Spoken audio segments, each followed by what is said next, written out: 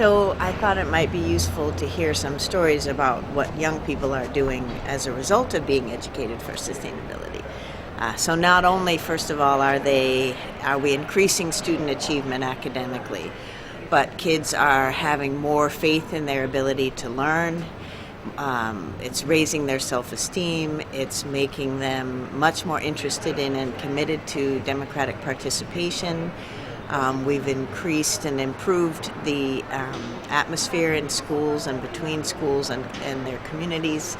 So we're very excited about the results we're getting.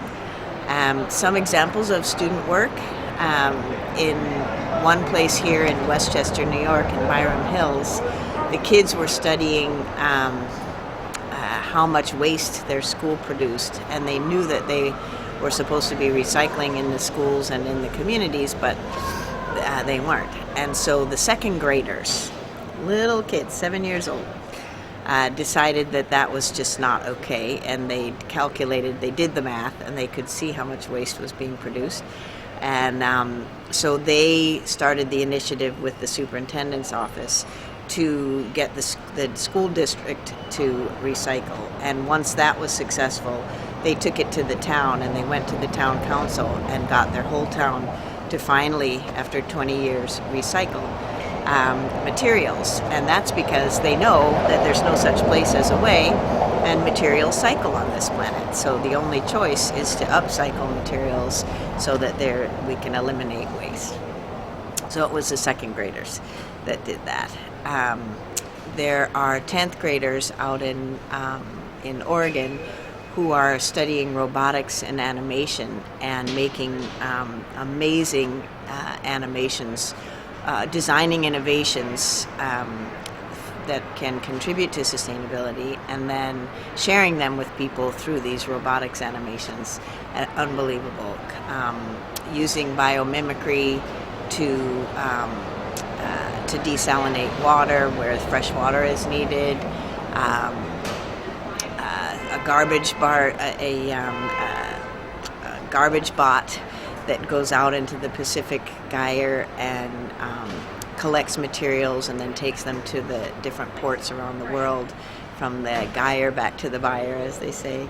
And then one of my favorite stories is a young woman in Vermont who, Jessie Ruth Corkins is her name, and she was studying, again, unsustainability, and her teacher challenged the students to convert their school building from oil to a renewable source of energy.